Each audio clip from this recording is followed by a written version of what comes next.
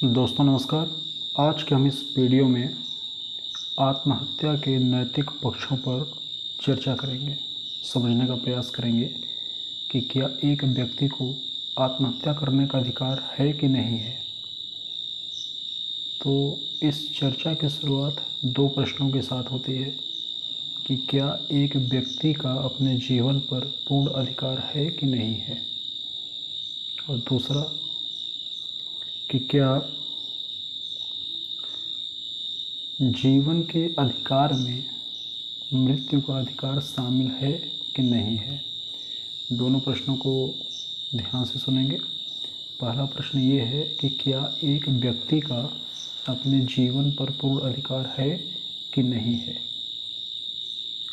क्या उसे इतना अधिकार मिला है कि वह जब चाहे आत्महत्या कर ले, जब चाहे स्वयं को कोई क्षति पहुंचा ले, या जब तक कोई प्राकृतिक बाधा न हो तब तक वह जीवित रहे।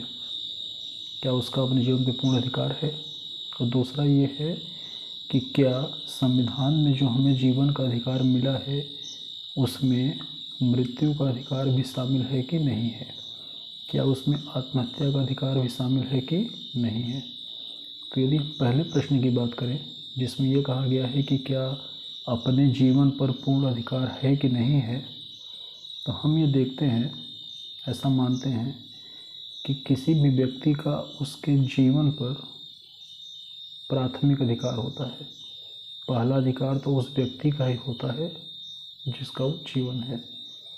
मेरा अपने जीवन पर पूर्ण अधिकार है, आपका अपने जीवन पर पूर्ण अधिकार है। लेकिन क्या यह बात एकदम सही है। क्या मेरा यह अधिकार मेरे अन्य अधिकारों के समान ही है। जैसे मैं कौन से कपड़े पहनूंगा ये मेरा अधिकार है, मैं कौन सा भोजन ग्रहण करूंगा ये मेरा व्यक्तिगत अधिकार है, इसमें किसी और का हस्तक्षेप नहीं होना चाहिए। मैं किससे शादी करूंगा, मैं किससे प्रेम करूंगा, मैं कहाँ पढ़ने जाऊंगा, मैं क्या बोलूंगा क्या नहीं बोलूंगा, मेरी धार्मिक मान्यता कौन सी होगी, मेरी धार्मिक मान्यता कौन सी नहीं होगी। तो ये जो मेरे सारे अधिकार हैं, क्या जीवन का अधिकार और मेरे जीवन पर पूर्ण अधिकार, ये दोनों अधिकार जो है क्या ये मिलते जुलते हैं, क्या एक ही कैटेगरी के हैं। तो इस पर थोड़ा सा हमें विचार करना पड़ेगा कि क्या बाकी अधिकार के समान ये है कि नहीं।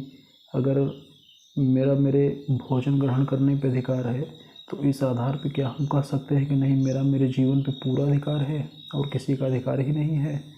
तो हम देखते हैं बचपन से लेके और अब तक की उम्र तक और इसके बाद की उम्र तक, मतलब व्यक्ति के व्यक्तित्व के निर्माण से लेके पूरे जीवन चक्र के निर्माण तक, पूरे जीवन की प्रक्रिया तक हमारे व्यक्तित्व के निर्माण में विभिन्न लोगों का योगदान होता है। हमारे व्यक्तित्व के निर्माण में, हमारे कैरियर के निर्माण में, हमारे जीवन के निर्माण में हमारे माता पिता का योगदान है, हमारे भाई बहन का योगदान है, हमारे पड़ोसी का योगदान है, हमारे मित्रों का योगदान है, हमारे शिक्षकों का योगदान है, बचपन में हम जिनके साथ खेले हैं उनका योगदान है। कुछ हमारे आलोचक रहे होंगे जिन्होंने अपनी आलोचना से हमारे व्यक्तित्व को और निखारा होगा, उनका भी योगदान है। बचपन में हमने किसी से पिटाई पाई होगी तो उसका भी योगदान है हमारे व्यक्तित्व के निर्माण में। तो बहुत लोगों का कंट्रीब्यूशन है। अब कोई व्यक्ति क्या नैतिकता के आधार पर यह कह सकता है कि नहीं किसी का कोई अधिकार हमारे व्यक्तित्व के निर्माण में नहीं है, मैं जो कुछ बना हूँ अपने से बना हूँ, इसलिए मेरा जीवन पे पूरा अधिकार है। तो ऐसा शायद कहना संभव नहीं हो सकता। कोई भी व्यक्ति ऐसा नहीं होगा जो कह पाएगा कि नहीं मैं जो भी बना हूँ स्वयं से बना हूँ। एक बच्चा जब सुबह 6 बजे स्कूल जाता है तो सिर्फ वही स्कूल नहीं जाता, उसके साथ उसके घर के जो सदस्य हैं, जो उसकी माँ हैं, वो 2 घंटे पहले जागती है, टिफ़िन बनाती हैं, तब वह 6 बजे कहीं जा पाता है। एक व्यक्ति जब 9 बजे ऑफिस जाने के लिए निकलता है तो उसके पहले घर के बाकी लोग उसकी तैयारी में लगे होते हैं। तो हम नहीं कह सकते हमारे हमारा नैतिकता इस बात की इजाज़त नहीं देता कि हम ये कह सकें कि नहीं, किसी का कोई योगदान नहीं है। तो जब हमारे जीवन पे हमारा पूर्ण अधिकार ही नहीं है तो हमें यह जीवन लेने का भी अधिकार नहीं है। इस नाते से भी हम आत्महत्या के तर्कों को खारिज कर सकते हैं कि किसी व्यक्ति को आत्महत्या का अधिकार नहीं होना चाहिए। क्यों नहीं होना चाहिए? क्योंकि हमारा जीवन हमारा खुद का है ही नहीं, कई लोगों ने मिल के बनाया हुआ है। अब दूसरे प्रश्न पे आते हैं, और दूसरा प्रश्न ये है कि क्या जीवन के अधिकार में मरने का अधिकार भी शामिल है? तो यहाँ पे एक तर्क काम करता है, बड़ा प्यारा सा तर्क है कि संविधान का अनुच्छेद 19 जब हमें बोलने की स्वतंत्रता देता है, और विधि विशेषज्ञों ने कहा कि बोलने की स्वतंत्रता में न बोलने की स्वतंत्रता भी निहित है, मतलब बोलने की स्वतंत्रता के साथ साथ हमें चुप रहने की स्वतंत्रता भी प्राप्त है। और ये सही बात भी है। इस तर्क पे हम यह भी कह सकते हैं कि जब अनुच्छेद 21 हमें जीने की स्वतंत्रता देता है तो जीने की स्वतंत्रता में मरने की स्वतंत्रता भी निहित है। अब बात ये आती है कि यह तर्क कितना प्रबल है, यह तर्क कितना प्रबल है। यहाँ पे हम इसको दो बातों से समझेंगे। पहला कि जीवन की जो स्वतंत्रता है यह हमें संविधान से नहीं मिली है, संविधान ने उसका संरक्षण दिया है। यह हमें किसी विधि से नहीं मिला है, किसी कानून से नहीं मिला है। तो जब हमें यह संविधान से या विधि से नहीं मिला है, जीवन हमारा संविधान ने नहीं दिया है, तो संविधान को जीवन लेने का अधिकार भी नहीं होना चाहिए। मतलब हमारा जीवन किसी विधि की वजह से नहीं है, किसी कानून की वजह से नहीं है, तो कानून को जीवन लेने का अधिकार भी नहीं होना चाहिए। ईश्वर ने दिया है, नेचर ने दिया है, नेचर ने जीवन दिया है, नेचर को जीवन लेने का अधिकार है। लेकिन अब कुछ इसमें तर्क ये कहते हैं कि संविधान ने गरिमामय जीवन की बात की है, तो यदि मेरा जीवन गरिमापूर्ण नहीं है तब भी क्या मुझे अपना जीवन लेने का अधिकार नहीं है? क्योंकि अगर मैं गरिमापूर्ण जीवन व्यतीत नहीं कर रहा हूँ तो ये कहीं न कहीं तो संविधान का उल्लंघन ही है। तो यहाँ से बात निकल के आती है इच्छा मृत्यु की। चलिए ठीक है, मान लिया कि आपका जीवन गरिमापूर्ण नहीं है, आप किसी असाध्य बीमारी से पीड़ित हैं, आपका मर जाना आपके जीने से ज़्यादा आपके लिए लाभदायक हो सकता है। तो कहा कि ठीक है, इच्छा मृत्यु को भी हमने दो कैटेगरी में डिवाइड कर दिया, सक्रिय इच्छा मृत्यु और निष्क्रिय इच्छा मृत्यु। सक्रिय और निष्क्रिय क्या है?